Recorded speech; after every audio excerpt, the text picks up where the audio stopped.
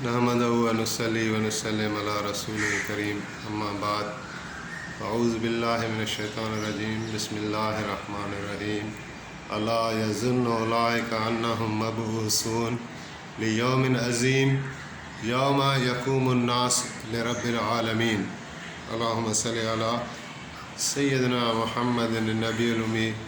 وعلی آلہ و اصحابہ وبارک وسلم۔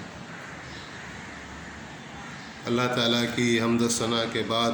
جناب نبی کریم صلی اللہ علیہ وآلہ وسلم پر درود و سلام کے بعد عرض یہ ہے کہ یہ چند آیات آپ کی خدمت میں تلاوت کی ہیں،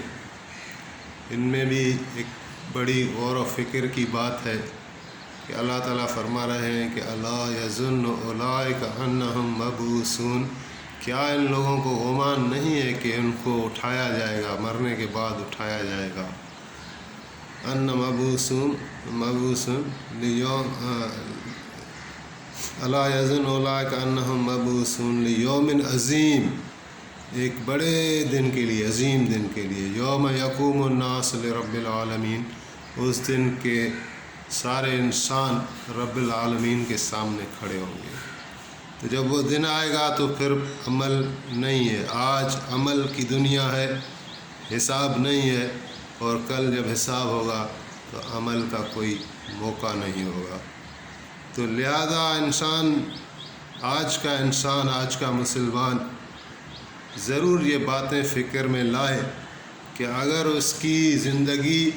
جناب نبی کریم صلی اللہ علیہ وآلہ وسلم کی بتائی ہوئی تعلیمات میں نہیں گزر رہی تو اس کی وجہ کیا ہے؟ ہر انسان اس میں فکر و غور کرے۔ کیا اس کو یقین نہیں ہے کہ اس کو اللہ رب العزت کے سامنے کھڑا ہونا ہے اور اپنے اعمال پیش کرنے ہیں؟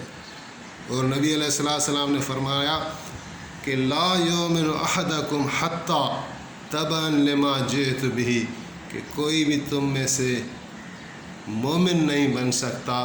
حتیٰ کہ اس کا سب کچھ اس کے تابع نہ ہو جائے، حتیٰ تبعا لما جئت بہ، جو میں لے کر آیا ہوں صلی اللہ علیہ وآلہ وسلم۔ تو لہذا ہماری زندگی کا طریقہ حضور علیہ السلام کی بتائی ہوئی تعلیمات کے مطابق ہو، اور ہمارا اٹھنا بیٹھنا جو ہے، اور ہمارا کمانا، اور ہماری 24 گھنٹے کی جو محنت ہے یا جو زندگی ہے، اس پہ ہمیں دیکھنا ہے کہ ہم حضور علیہ السلام کی تابع داری میں گزار رہے ہیں، اللہ تعالیٰ کے فرمان برداری میں گزار رہے ہیں، یا اپنی مرضی کے مطابق گزار رہے ہیں۔ تو کم سے کم جو درجہ ہے، کم سے کم جو درجہ ہے وہ یہ ہے کہ نماز فرض ہے، فرض نماز کو نہ چھوڑیں، 5 وقت کی نماز ہے، اور نماز جماعت کے ساتھ مرد حضرات ادا کریں، کہ مردوں کا نسخہ ہے کہ نماز مسجد میں با جماعت ادا کرے، اور عورتیں جو ہیں وہ اس سے بری ذمہ ہیں، عورت ہے تو گھر میں پڑھے، اور مرد ہے تو اس کا کام ہے کہ نماز جماعت کے ساتھ ادا کرے، اور اگر جماعت نہیں تو اپنی کم سے کم نماز تو شروع کریں۔ کافی ہمارے دوست رشتہ دار ایسے ہیں جو نماز نہیں پڑھتے، تو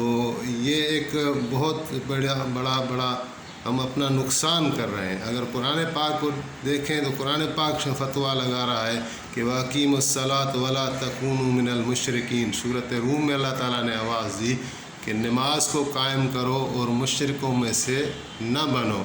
اور ایک جگہ قرآن کریم میں ہے کہ جو منافقین یہ جب نماز کے لیے اٹھتے ہیں تو بڑے سست اور کاہل بن کر اٹھتے ہیں، اور نماز کے اندر جو ہے وَلَا يَذْكُرُونَ اللَّهَ إِلَّا قَلِيلًا، اور اللہ کو یاد نہیں کرتے، بہت کم یاد کرتے ہیں۔ تو اگر منافق کا یہ حال ہے کہ وہ نماز کے لیے اٹھتا بھی ہے اور نماز اس کی صحیح نہیں ہے، یعنی وہ اللہ کی خاطر نہیں پڑھ رہا، محنت نہیں کر رہا نماز میں، یہ تو منافق کا حال ہے۔ اگر ہم اپنے آپ کو مومن کہیں اور نماز نہ پڑھیں، 24 گھنٹے میں ایک بھی نماز ہمارے اندر نہ ہو، تو کتنا ہمارا برا حال ہے۔ تو اس کو ہمیں ٹھیک کرنا ہے، اللہ تعالیٰ سے مانگنا ہے کہ جو ہماری عادات ہیں، جو ہماری ایسی ترتیب ہے جو اللہ رسول کے حکم کے خلاف ہے، وہ ہماری جو ہے وہ ساری بری عادتیں نکل جائیں اور ہم اللہ تعالیٰ کے راستے پر آ جائیں اور جناب رسول کریم صلی اللہ علیہ وآلہ وسلم کے راستے پر آ جائیں، جس میں دنیا اور آخرت کی خیر ہے۔ یہ دین اللہ تعالیٰ کو محبوب ہے، اللہ کے رسول کریم صلی اللہ علیہ وآلہ وسلم کو محبوب ہے۔ آپ صلی اللہ علیہ وآلہ وسلم نے اپنے بچوں کی قربانی دی، آپ نے اپنے اہل بیت عظام کی قربانیاں پیش کیں۔ حضرت جعفر آپ کے چچا زاد بھائی ہیں، حضرت علی کے بڑے بھائی ہیں، تو وہ غزوہ موطا میں شہید ہوئے، تو آپ نے ان کے لیے بشارت دی کہ حضرت جعفر کو اللہ تعالیٰ نے 2 نورانی پر عطا کیے ہیں، کیونکہ ان کی شہادت اس طرح ہوئی تھی، جھنڈا ہاتھ میں تھا اسلامی، تو ان کے بازو کاٹے گئے۔ پہلے ایک بازو کاٹا گیا تو اس نے جھنڈا دوسرے بازو میں کر دیا، لیکن جھنڈے کو گرنے نہیں دیا، پھر دوسرا بازو بھی کاٹا گیا، حتیٰ کہ ایک رومی نے آپ پر ایسا وار کیا جس سے آپ کا جسم مبارک 2 ٹکڑوں میں بٹ گیا اور آپ نے شہادت کا جام نوش فرمایا۔ ادھر رسول اللہ مدینے میں فرما رہے تھے کہ جعفر جو ہے وہ جنت میں پہنچ گئے، اللہ تعالیٰ نے اس کو نورانی پر عطا کیے ہیں اور وہ پرواز کر رہے ہیں۔ تو آپ کو کتنا پیارا تھا کہ خیبر کی جنگ میں جب جعفر حبشہ سے واپس آئے تھے تو آپ علیہ الصلاۃ والسلام نے جعفر کا منہ چوما